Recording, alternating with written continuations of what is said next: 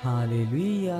स्वागत है आप सबका मेरी भविष्यवाणियों की पुस्तक में। तो आइए हम आज के पवित्र वचन को पढ़ेंगे जो कि परमेश्वर के दास प्रेरित अंकुर यूसुफ नरूला जी के द्वारा लिखा गया है। विश्वास एक स्तंभ।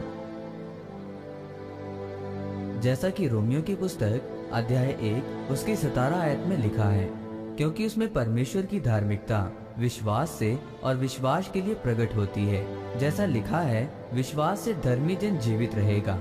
मेरे प्रियो, बाइबल बताती है कि धर्मी जन विश्वास से जीवित रहेगा।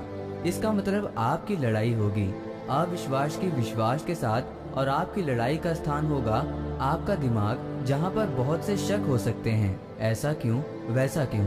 ये एक शैतान का काम है ताकि आपके विश्वास को हिलाया जा सके, क्योंकि शैतान को मालूम है कि जब एक धर्मी जन के अंदर विश्वास नहीं होगा तो वो मर जाएगा। पाप की शुरुआत तभी होती है जब एक व्यक्ति विश्वास से गिरता है, और शैतान इसीलिए विश्वासी को गिराना चाहता है ताकि उसे पाप में लेकर जा सके। मेरे प्रियो, अगर आप विश्वास में रहेंगे और आपको विश्वास होगा कि प्रभु यीशु मसीह ही परमेश्वर है, तो आप उसके वचनों को अनुसरण करेंगे।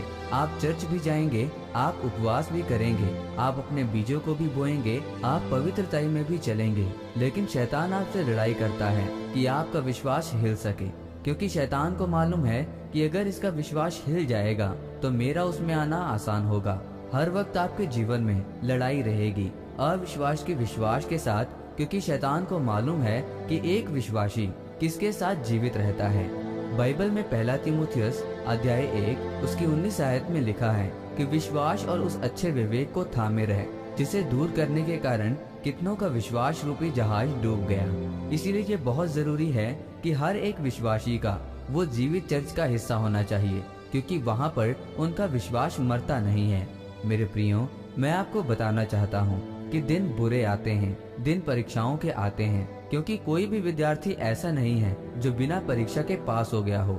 अगर आप एक विश्वासी हैं तो परीक्षाएं आएंगी, लेकिन वो विश्वासी संगति, मजबूत संगति आपके विश्वास को बांध कर रखेगी और आपको खड़ा करके रखेगी ताकि आप उन परीक्षाओं से निकल सके, क्योंकि शैतान प्रश्नों को लेकर आपके सामने खड़ा होता है। क्या आपको मालूम है शैतान के इतने सारे प्रश्नों का क्या कारण हो सकता है? तब इतने सवाल आपके दिमाग में नहीं आते थे। लोग आपका कभी विरोध नहीं करते थे, कभी भी आपको मना नहीं करते थे कि आप कहाँ जा रहे हैं। उनका कोई मतलब नहीं था। आप क्या खाते, क्या पीते हैं, किस लंगर को खाते हैं, वो कुछ नहीं पूछते थे। पर जैसे ही आप मसीह में आते हैं, वो पूछना शुरू कर देते हैं कि क्या चर्च जाते हो, धर्म बदल लिया, कितने पैसे खाए, कितने पैसे लगे हैं, कितने पैसे दिए हैं। क्यों? क्योंकि शैतान को मालूम है कि ये एक सही डॉक्टर के पास चला गया। उसे मालूम है कि अगर ये विश्वास में खड़ा रहा तो वो जीवित रहेगा। बहुत सारे लोग शैतान के प्रश्नों का उत्तर नहीं दे पाते। बहुत सारे लोग शैतान के प्रश्नों का उत्तर नहीं दे पाते, और उसके बाद वो अविश्वास में गिरते हैं और वही काम करते हैं जो शैतान उनके जीवन में चाहता है। आज एक व्यक्ति को पता चले कि मुझे बॉयफ्रेंड और गर्लफ्रेंड छोड़नी है, वो छोड़ने में 2-2 साल लगाता है। मेरे प्रियो, चाहे परमेश्वर आपसे सीधी बात ना भी करे, अगर आप परमेश्वर की ईश्वरीय वचन से जुड़े हुए हैं तो आप बचाए जाएंगे। आमीन। आइए इस प्रार्थना को आप मेरे साथ एक मन होकर करें। सर्वशक्तिमान परमेश्वर, इस वचन के लिए मैं आपका धन्यवाद करता हूँ। परमेश्वर, मैं ये प्रार्थना करता हूँ कि परमेश्वर आप मुझे अनुग्रह दें, मैं विश्वास में बढ़ता जाऊं और शैतान की सारी योजनाओं को नाश करके मैं विश्वास में बढ़ूं।